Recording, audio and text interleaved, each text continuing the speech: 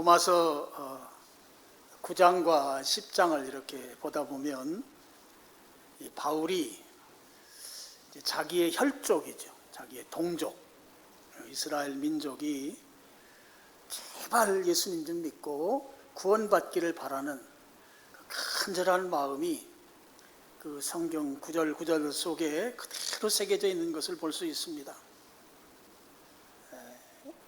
특별히 9장 3절에 보면 이렇게 기록되어 있죠. 9장 3절, 나의 형제 곧 골육의 친척을 위하여 내 자신이 저주를 받아 그리스도에게서 끊어질지라도 우리 동족이 구원받는 것 내가 원한다 그랬어요. 그리고 다시 이제 오늘 로마서 이제 10장을 시작하는데 10장을 시작하는 1절에서 뭐라고 그러는가 하면, 형제들아, 내 마음에 원하는 것, 내 마음에 정말 사모하고 원하는 것, 그리고 그 원하는 것을 하나님께 기도한다는 거예요. 하나님께 구하는 바는 이스라엘을 위한 것이다. 이 민족이 살아나는 것, 그게 뭔가 하면 구원받는 것, 이스라엘 민족이 구원받기를 간절히 사모해서 하나님께 기도한다 하는 것이죠. 이 기도의 내용은 아마도 9장 3절이 근거가 됐을 것 같아요. 골육 친척, 내 혈족, 내 동포, 내 동족, 이스라엘 민족이 구원받는다고 하면 바울, 나는 지옥 가도 괜찮습니다. 난 지옥 가도 괜찮습니다. 우리 민족만 구원받는다고 하면 나 같은 거는 지옥 가도 좋으니 우리 민족을 구원해 주십시오. 아마 바울의 기도는 그런 기도였을 것입니다. 내가 희생되어도 좋으니 불신앙 가운데 있는 내 가족, 내 일가 친척, 내 자녀, 내 손주가 예수님만 믿는다고 하면 나는 어떻게 되어도 괜찮습니다. 바울의 간절한 마음이 기도에 그대로 녹아져서 하나님께 올려드렸을 것이다 하는 것이죠. 오늘 10장을 이제 시작하면서 우리가 한 가지 아주 중요한 질문을 하지 않을 수 없어요. 무슨 질문이냐 하면 바로 9장 내내, 또 8장에서도 일부 언급이 있었습니다만 9장 내내 구원이라고 하는 것은 하나님의 절대 주권에 의한 결정이다, 이렇게 언급해 왔습니다.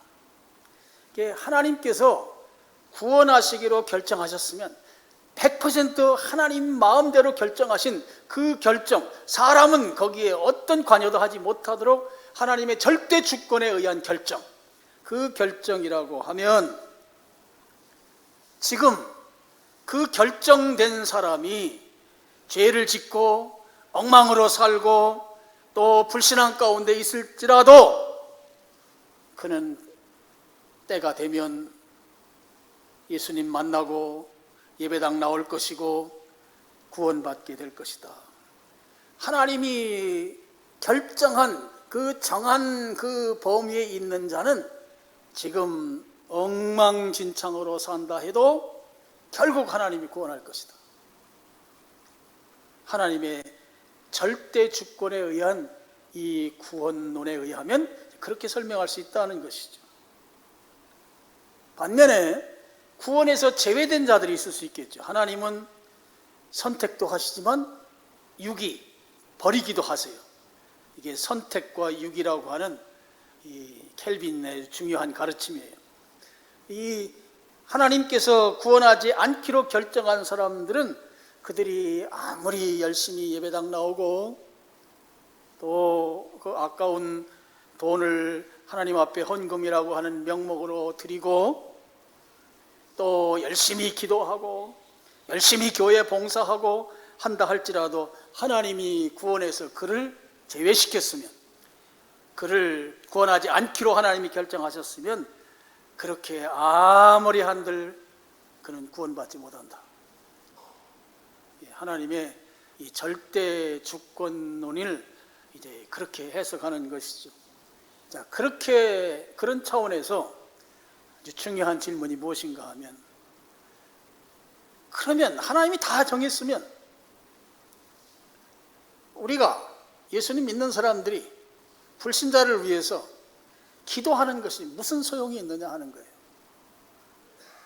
지금 바울이 로마서 9장에서 하나님께서 절대적인 주권을 가지고 구원한다고 하는 그 가르침을 계속해서 강력하게 설파한 이후에 10장에 와서 시작하면서 뭐라고 그래요? 내가 마음에 원하고 소망하는 거, 우리 민족이 구원받는 건데 그것을 하나님께 구한대요. 하나님께 기도한대요. 이 갭이 오늘 우리가 해결해야 될 문제입니다. 이 질문에 대해서, 아니 하나님이 다 결정했는데 기도가 무슨 소용이 있습니까? 라고 하는 이 질문에 대해서 이 고전적 예정론자라고 부르는 사람들이 있습니다. 전통적 예정론자라고도 하고 또는 운명적 예정론자라고도 해요. 그런 사람들은 뭐라고 말하는가 하면, 아니 그 말이 맞다는 거예요. 하나님이 다 결정한 게 맞다. 그렇기 때문에 기도해봐도 변화될 게 아무것도 없다. 그러니 기도할 필요가 없다. 그래요. 여러분, 여기에서 더 발전해서 어디까지 가는지 아세요? 기도할 필요가 없을 뿐만 아니라 전도할 필요도 없다는 거예요. 하나님이 다 정했는데 그 정한 사람은 어떻게 살든지 결국 하나님이 구원하기로 하셨으면 구원 받을 거고, 하나님이 포기했으면 그는 아무리 열심히 노력해도 안 될 거니까 기도할 필요 없다. 그런데 거기에서 전도도 할 필요 없다. 우리 교회가 열심히 선교하잖아요. 선교도 필요 없다. 그렇게까지 이 고전적 예정론자들의 이론이 그렇게 발전해 가고 있습니다. 근데 성경은 또 그렇게 말하느냐? 그게 아니잖아요. 10장에 와서 지금 딱 하는 말씀이, 10장 전체적인 내용이 그거예요. 이제 나중에 이제 전도에 관한 말씀도 있습니다. 이스라엘 민족의 구원을 위해서 바울이 지금 기도하고 있잖아요. 자, 그러면 9장에서 말씀한 하나님의 그 절대적인 이 선택권과 바울이라고 하는 믿음의 사람이 이스라엘 민족을 위해서 구원해 달라고 하는 이 기도가 분명히 효용 가치가 있으니까 기도할 거 아니에요. 하나님이 정한 것 때문에 아무 필요성이 없다고 주장하는 그것이 아니니까 기도한단 말이에요. 근데 이 두 가지가 서로 상충된다고 하는 거죠. 이게 여기에 우리의 이제 고민이 있습니다. 여러분, 우리는 로마서 9장에서 말씀한 대로 구원에 있어서 하나님의 그 전권에 의한 하나님의 선택, 하나님의 결정을 우리는 믿습니다. 여기에 아멘이 되셔야 합니다.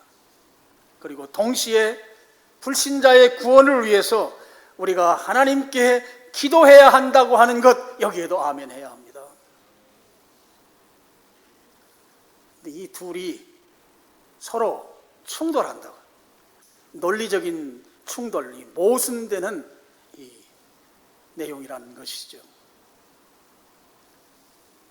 성도들의 기도가 하나님의 선택과 상충되지 않아야 하는데, 지금 그러니까 사람들이 하나님이 다 결정해놨는데 사람이 거기에 대한 어떤 액션을 취하는 거, 기도하는 게 그거 의미 없다, 이렇게 말하는 사람들 앞에 지금 기도하고 있는 이 바울의 모습이 논리적으로 납득이 돼야 한단 말이에요. 오늘 그 문제를 우리가 보자 하는 것입니다. 성경을 해석할 때, 성경 해석에 저는 첫 번째 원리라고 보는 것이, 성경은 성경으로 해석한다고 하는 것이 이게 저는 제1원리라고 믿습니다. 그래서 성경이 내용 가운데 아주 난해한, 해결이 어려운 그런 난제들이 있어요. 바로 이제 오늘과 같은 이런 문제입니다.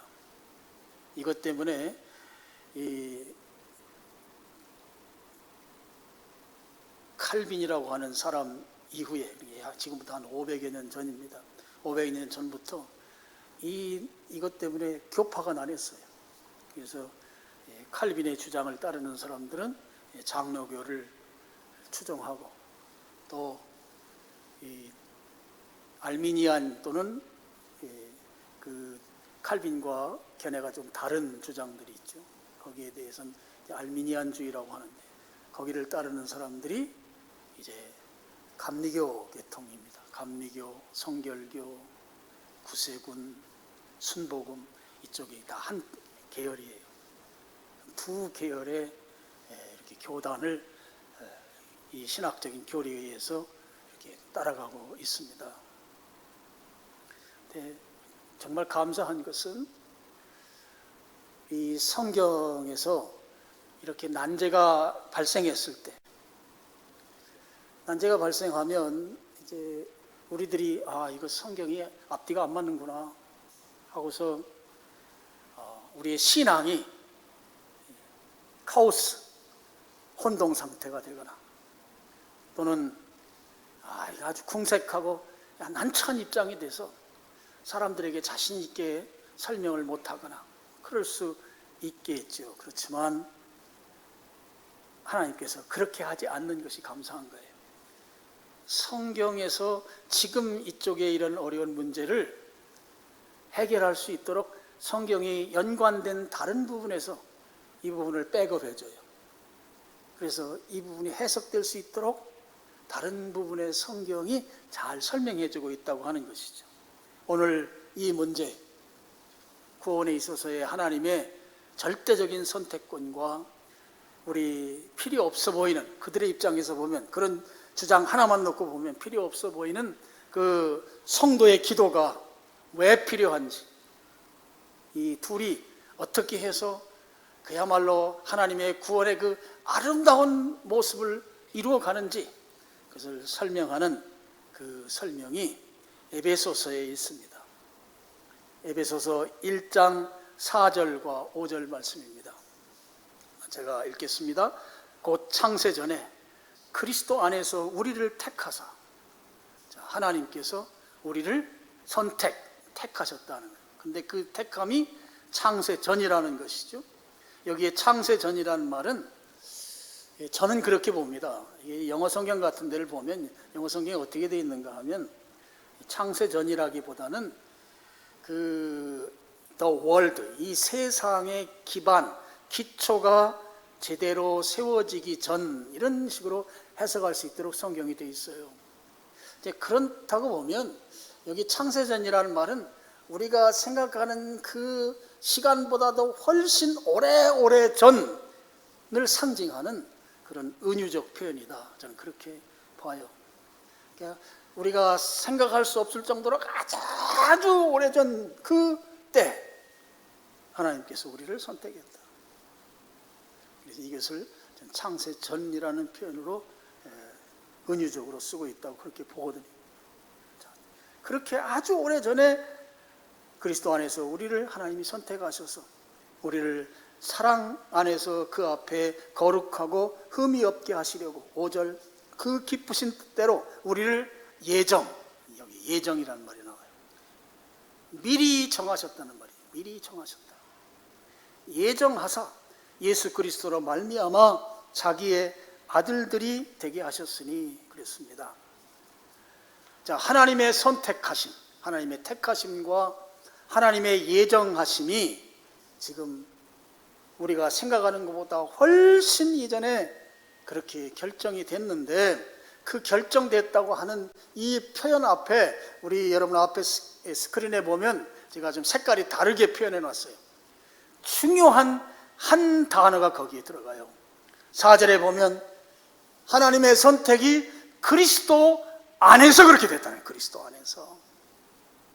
또 5절에서 하나님의 예정은 예수 그리스도로 말미암아, 이 말미암는다는 말은 예수 그리스도를 통하여 됐다는 말이에요. 하나님께서 우리를 구원하시기 위해 선택하신 것은 아주 우리가 상상할 수 없을 정도로 그렇게 오래전에 하나님이 정하고 예정하셨는데, 그 예정이 예수 그리스도 안에서 되어진 것이고 예수 그리스도를 통해서 됐다 하는 말이에요. 다시 말씀드리면 하나님의 선택이라고 하는 것, 우리를 구원하시기 위해서 하나님이 선택한 것은 예수님 안에서의 선택이고 예수님을 통한 선택이다 하는 것입니다. 그러니까 하나님의 이 절대 주권에 의한 선택은 예수 그리스도를 배제한 그런 선택으로는 도무지 불가능한 구원 선택이라고 하는 말이죠. 그러니까 예수 그리스도가 우리의 하나님의 선택에 절대적으로 참여하고 있다고 하는 것을 오늘 에베소서는 우리에게 가르쳐주고 있습니다. 하나님께서 우리를 구원하시는 이 구원에 대해서 하나님이 가지고 계신 스탠스가 있어요. 스탠스는 하나님의 태도, 하나님의 자세, 우리들의 구원에 대한 하나님의 스탠스. 어떤 스탠스를 가지고 있는가? 하나님은 모든 사람,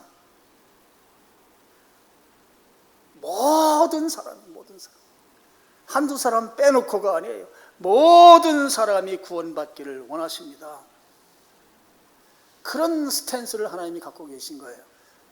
그렇기 때문에 하나님은 우리가 심판받고 버려지기를 하나님이 결코 원하시지 않는다는 것입니다. 관련된 성경 구절입니다. 디모데전서 2장 4절과 요한복음 3장 17절을 연속해서 우리가 한 목소리로 같이 읽어보도록 하겠습니다. 하나님은 모든 사람이 구원을 받으며 진리를 아는 데에 이르기를 원하시느니라.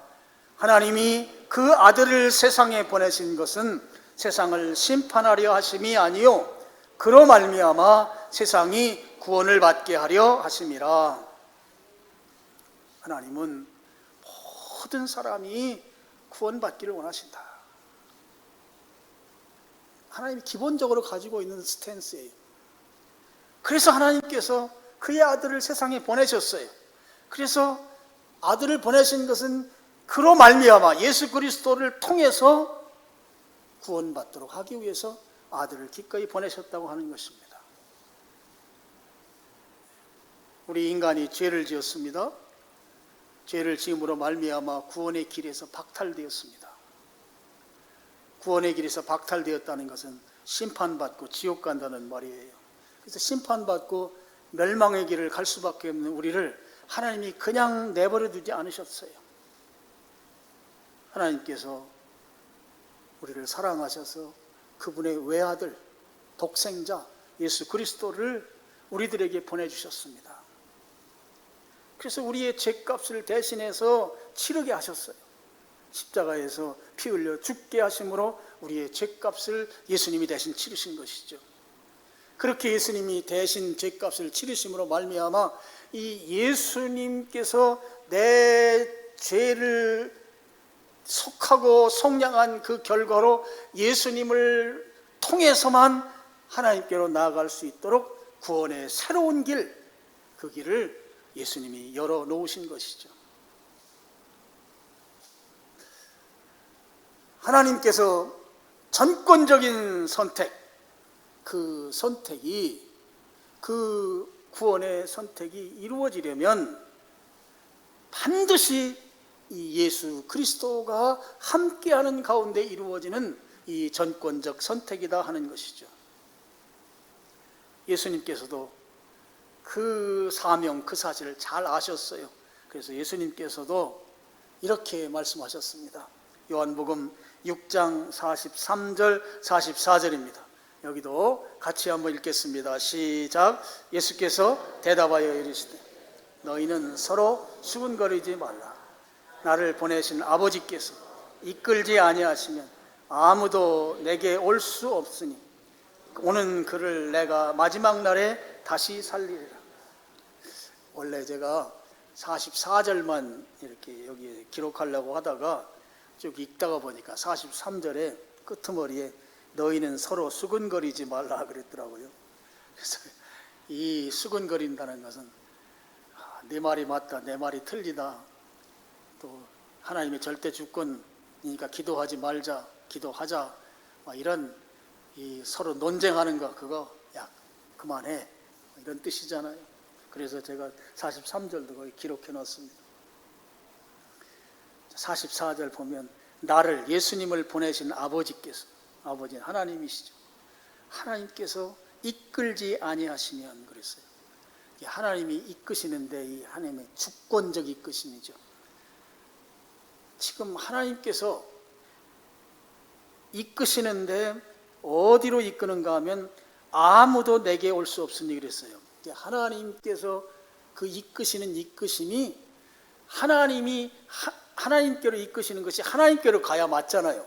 그런데 하나님이 어디로 이끄는가 하면 하나님께서 예수님께로 이끄신다는 거예요. 44절. 너무너무 중요한 말씀입니다. 예수님이 우리가 구원받는데 결정적인 역할을 하신다는 거예요. 그래서 하나님께서 우리를 구원하시고 선택하시는데 결정적인 역할을 하는 예수님께로 하나님이 절대 주권을 가지고 우리를 이끌어 가신다고 하는 것이죠. 그래서 마지막 날에 우리를 다시 살린다. 이제 우리는 마지막 때에 영생하는 부활이 있습니다. 그때 예수님께서 우리를 살려주신다고 하는 것입니다. 여러분, 우리가 구원받는 것, 하나님의 주권적인 선택에 의해서 그 하나님의 그 권위 안으로 들어가는 것, 여기에는 하나님의 예수님의 결정적 역할이 있다. 예수님께서 우리로 하여금 하나님의 그 결정적인 선택권 안에 들어갈 수 있게 하는 그 결정권이 누구에게 있는가? 예수님께 있다고 하는 것이죠. 자, 제가 예를 하나 들어보겠습니다. 하나님이 사시는 집이 아주 어마어마한 큰 저택이에요. 우리가 말하는 하늘나라 천국입니다. 그런데 그 저택이 출입문이 잠겨 있어요. 옛날에는 자물쇠로 잠겨 있었는데 지금은 패턴락으로 잠겨 있어요. 패턴 뭔지 아시죠? 일부 예배는 한 2분 정도 모르는 것 같더라고.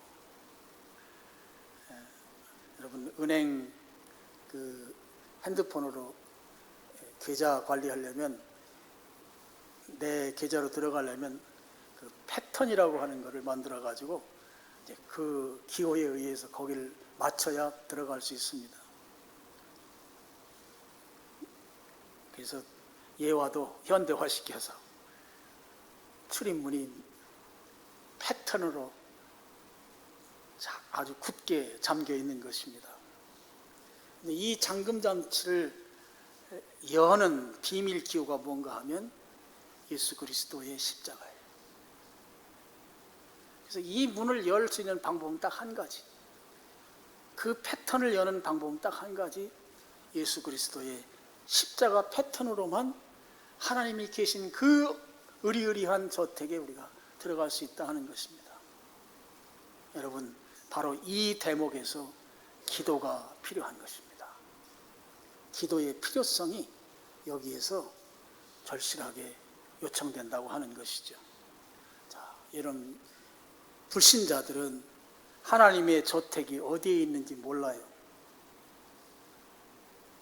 그리고 그것만 모르는 것이 아니라 그 하나님의 저택에 들어가는 이 잠겨있는 그 출입문의 패턴을 푸는 방식도 몰라요.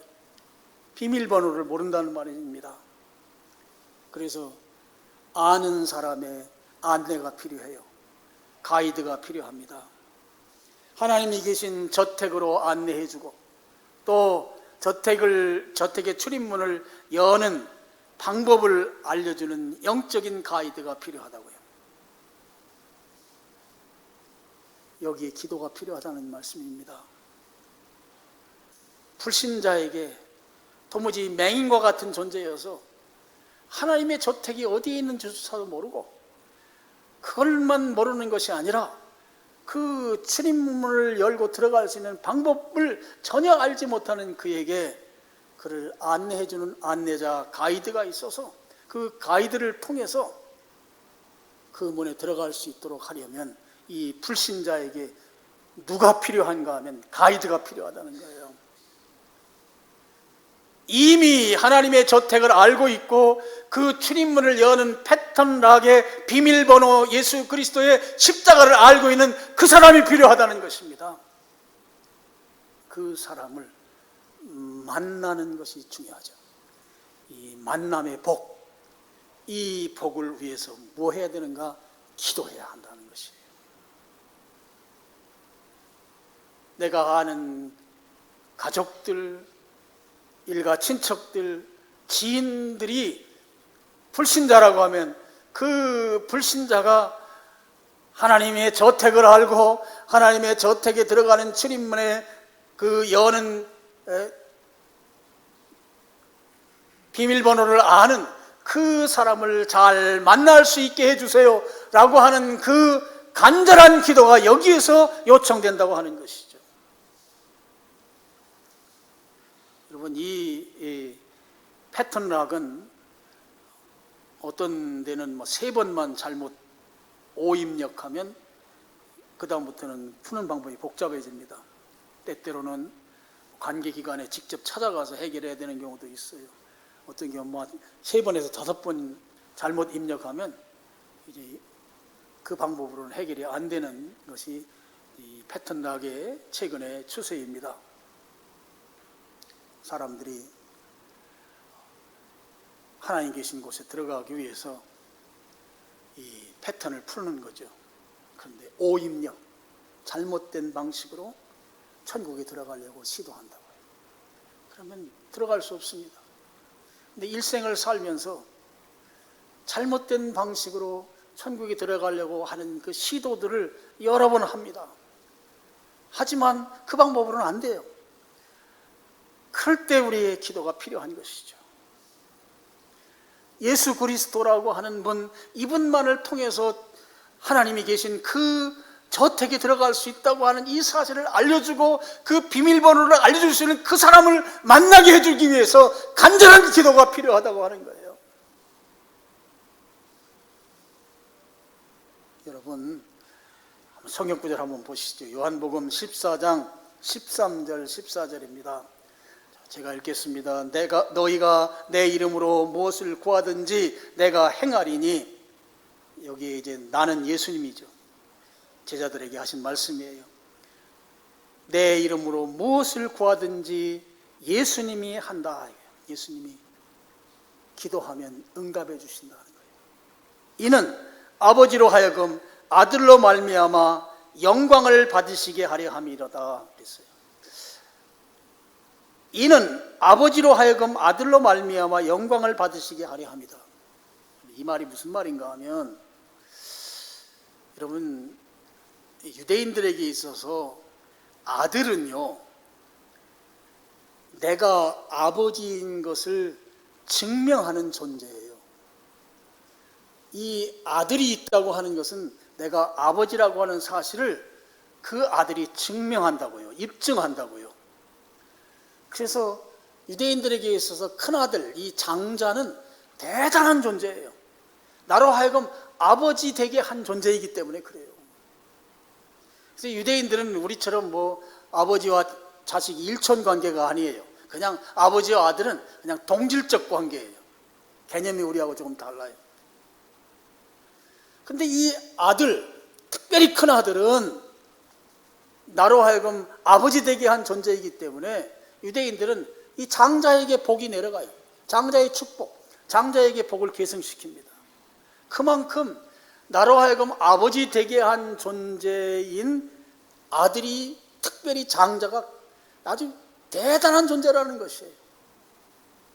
자, 지금 이 13절을 보면 아버지로 하여금 아들로 말미암아 영광을 받으시게 하려 합니다. 이 말은 지금 예수님이 하나님 아버지의 아들이라고 하는 사실을 예수님을 통해서 입증시켜서 그 입증된 아버지 되심이 바로 모든 사람들로부터 영광받는 그런 놀라운 열매를 맺게 하게 하는 그런 존재로서의 예수님을 설명하고 있는 것입니다. 그러려면 이 예수님은 어떤 분이셔야 하는가 하면 아버지께서 하시는 일과 동일하게 일하시는 존재여야 합니다. 그래야 하나님 아버지의 아들인 것이 예수님을 통해서 증명이 되는 것이죠. 하나님이 하시는 일을 아들도 하는 거예요. 그래서 이 아들을 통해서 기도가 응답될 때 이것이 하나님이 하신 일이구나 라고 할 때 거기에 쓰는 말이 영광인 거예요. 영광. 그러니까 하나님이 하나님 되시다고 하는 것이 우리의 눈으로 증명될 때, 우리 눈에 보일 때 그것을 영광이라 표현한단 말이에요. 영광이라. 예수님께서 지금 아들로 말미암아 영광을 받게 한다고 하는 이 말은 예수님이 하나님이 하시는 일과 동일한 일을 함으로 인해서 이분이 하나님의 아들이구나. 그래서 이 예수님을 통해서 하나님이 하나님 되신, 하나님 아버지 되신 것을 증명해냄으로 말미암아 아버지가 하나님이신 그리고 아들이신 예수님인 것을 사람들이 비로소 인정할 때 그것이 바로 영광이다 이렇게 표현한다 하는 것이죠. 그래서 예수님께서 우리가 기도할 때 그 기도를 들어주신다고 하는 이 사실은 하나님께서 들어주시는 것과 동일한 응답이라고 하는 사실인 것이죠. 그래서 14절은 다시 한번 성경 구절 올리세요. 14절은 우리 같이 한번 읽겠습니다. 시작. 내 이름으로 무엇인지 내게 구하면 내가 행하리라. 너무너무 중요한 말씀. 여러분, 우리가 구하는 것에 제한이 없잖아요. 무엇이든지 구하면. 여기에 몇 가지는 빼고 구해라 이게 아니란 말이에요. 무엇이든지 내게 구하면, 예수님께 구하면 예수님께서 시행하겠다, 응답하시겠다 그렇게 말씀하신 것입니다. 여러분, 기도가 너무너무 중요해요. 우리가 기도하는 것은 하나님께서, 예수님께서 일하시게 하는 그런 방도입니다. 하나님은 어떻게 일하시는가? 우리의 기도를 응답하는 방식으로 일하세요. 제가 늘 말씀드리지만 우리의 기도를 응답하는 방식으로 일하신다고요. 여러분, 구원받는데 다른 방법이 없습니다. 오직 한 가지, 예수 그리스도를 통해서 하나님께서 우리를 선택해 주시는 이 방법 한 가지밖에 없습니다. 그러므로 우리는 예수님께 기도해야 하는 것입니다. 하나님의 절대적인 선택권과 우리의 기도 사이에 누가 계시는가 하면 예수님이 계셔요. 근데 이 예수님은 어떤 예수님인가 하면 우리가 기도하면 우리의 기도를 그대로 시행하심으로 아버지께서 영광 받으시게 하는 이 사명을 가진 예수님이세요. 그래서 여러분이 이 요한복음 14장 13절 14절 이 말씀, 우리가 기도하면 하나님께서, 예수님께서 직접 시행한다고 하는 이 말씀을 가슴에 품고 여러분 기도해야 될 줄로 믿습니다. 불신자의 구원을 위해서 기도하고, 또 이제 10장 이후에 쭉 나옵니다만 이제 전도하는 발길, 전도하는 일도 우리가 아주 담대하게 해야 될 줄로 믿습니다. 우리가 기도할 때는 오늘 바울의 기도를 보면 그가 아주 마음을 다해서 나는 지옥과도 좋으니 우리 동족 권력 친척이 예수님 믿고 구원받게 해주세요. 이 태도로 기도해야 한다는 것이죠. 제가 로마서를 이렇게 여러분들에게 설교하기 위해서 유명한 설교자들의 책을 읽습니다. 그 중에 이제 마틴 로이드 존스라고 하는 분이 쓴 책에 그 목사님 이런 얘기했어요. 영혼에 대해서 불쌍하게 여기는 마음이 있는가? 영혼에 대해서 불쌍히 여기는 마음이 없는가? 그것을 내가 가지고 있는 그 여부에 따라서 그 사람이 진짜 그리스도인인지 가짜 그리스도인인지 분별할 수 있다. 영혼에 대해서 불쌍히 여기는 마음이 있으면 진짜 그리스도인이고, 영혼에 대해서 불쌍히 여기는 마음이 없으면 그 사람은 가짜 그리스도인이다. 그러면서 구원받는 것이 하나님의 절대적인 선택권에 있다고 해서 불신 가족을 소 닭 보듯이 무관심하게 그렇게 있는 것은 그리스도인으로서 바른 태도가 아니다. 마틴 로이드 존스 목사님은 이 10장 1절을 기도하는 것에 대해서 그 관점이 그래요. 그리스도인이라면 불신자에 대해서 당연히 불쌍히 여기는 마음을 갖게 되고, 불쌍히 여기는 마음을 가지면 당연히 기도하게 되어 있다. 그렇게 이 부분을 보고 있습니다. 여러분, 하나님께서 나를 구원하셨습니다. 나를 구원하시는데 하나님의 그 구원하심은 아주 오래전에, 창세 전에 예정하시고 나를 선택하셨습니다. 여러분, 이 사실을 믿으시나요? 나를 아주 오래전에 구원하시기로 예정하시고 선택하셨다.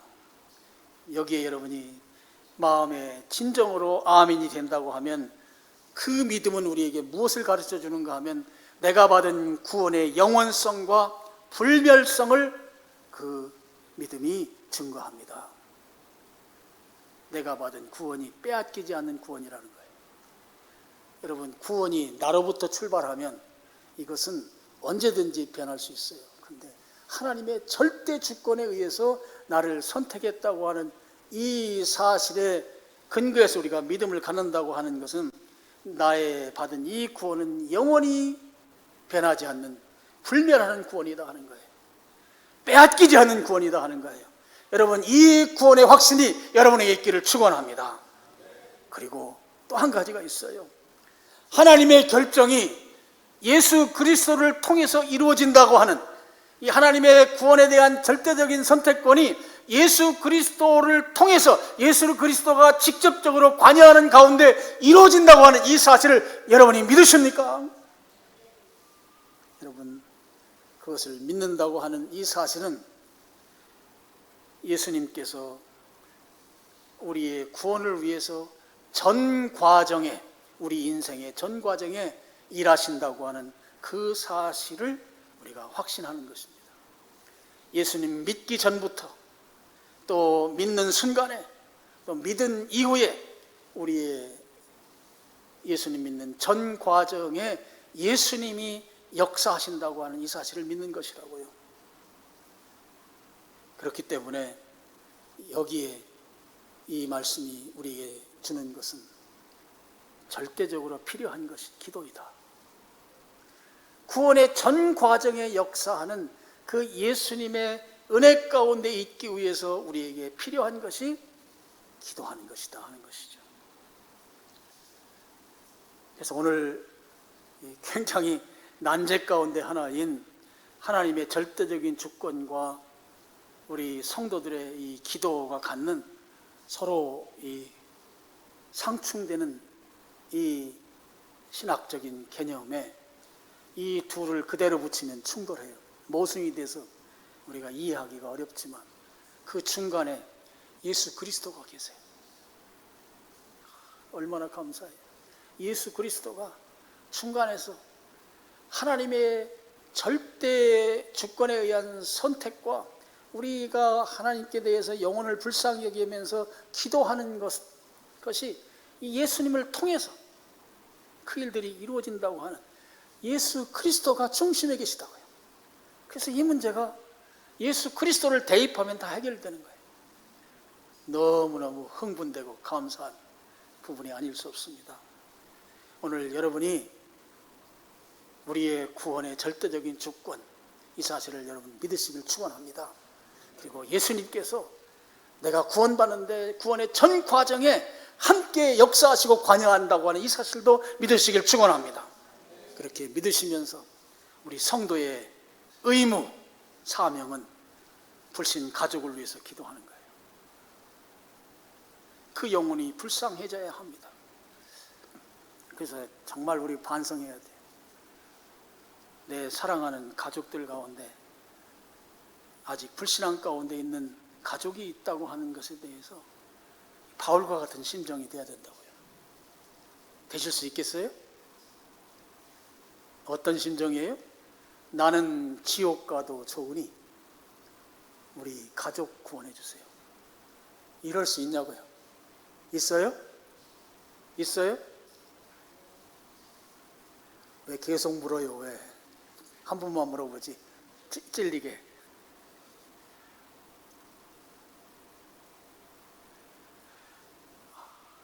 그 마음이 저도 안 돼서 늘 고통스럽습니다. 영원히 불쌍해야 돼요. 견딜 수 없는 불쌍함이 있어요. 너무너무 견딜 수가 없어서 바울처럼 나는 지옥 가도 좋으니 우리 가족만은 구원받게 해주세요. 구원시켜 주세요. 예수님께서 예수님을 믿을 수 있도록 예수님의 영인 성령님께서 내 가족을 만져주세요. 여러분, 이 기도가 절대적으로 필요합니다. 오늘 10장을 들어와서 첫 번째 우리의 사명, 정말 내 가족, 사랑하는 우리 가족에 대한 이 불신앙 가운데 있는 내 가족, 내 부모님, 내 자녀, 내 배우자, 또 나와 가까운 일가 친척들, 그들을 위해서 불쌍히 여기는 마음, 그 마음이 나는 지옥 가도 좋고 우리 가족만 구원해 주신다고 하면 저는 괜찮습니다 라고 하는 이 마음을 하나님께 달라고 우리가 기도해야 하고, 그 마음으로 기도하면 우리가 아까 요한복음 14장에 읽은 것처럼 너희가 구하면 내가 시행하겠다는 거예요. 예수님이 그 기도 들어주시겠다고 하는 것입니다. 요즘 우리 이제 제자훈련반 중에 우리 사역훈련 하는데 그 헨리 블랙가비 목사님이 쓴 책, 교회에서 함께 경험하는 삶이라고 하는 교회론에 관한 책을 지금 같이 공부하고 있는데요. 거기에 보면 그런 내용 나와요. 이 목사님이 자기 교회에 온 사람들 가운데 얼마나 교인들을 사랑하는지, 그들이 교회를 떠나는 거, 제가 그분 강의를 들으면서 정말 놀랐어요. 자기 교회를 떠난 사람이 한 사람도 없대. 그리고 미국도 이혼율이 굉장히 높잖아요. 자기 교회 교인들이 얼마나 교인들을 잘 섬기는지, 딱 한 가정만 이혼하고 이혼 위기에 있던 가정들이 다 회복됐대요. 제가 책을 보면서 참 부끄러워가지고 가슴이 얼마나 찔리고 아픈지.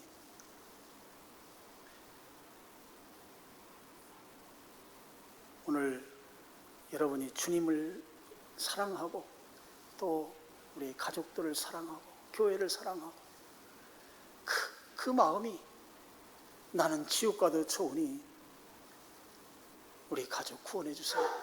이 영적인 동정심, 이 영적인 불쌍함, 거기에 내 마음이 가서 있을 수 있도록 기도하면서, 그렇게 기도하면 하나님이 반드시 응답해 주십니다. 반드시 응답해 주신다.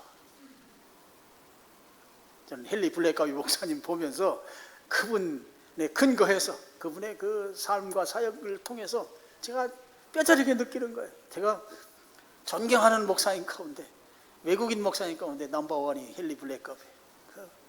그분의 그 삶, 그분의 이 성경대로 살려고 했던 그분의 목회 사역, 이걸 보면서 그분은 아주 확실해요. 기도하면 하나님이 역사하십니다. 그래서 그분 책에 보면 돈 얘기도 참 많이 나와요. 하나님의 응답이 가장 가시적으로 드러나는 게 돈 문제거든. 돈 문제. 돈에 대한 것으로 많이 책에 간증이 많이 되어 있습니다. 여하튼 여러분 불신앙 가운데 있는 그 가족 위해서 정말 불쌍히 여기는 마음으로 기도하면 불언간에 우리 예수님의 영인 성령께서 역사하셔서 그가 주님 앞으로 돌아올 줄로 믿습니다. 그렇게 기도하는 여러분 되시기를 주님의 이름으로 축원합니다. 기도하겠습니다. 아버지 하나님 감사합니다.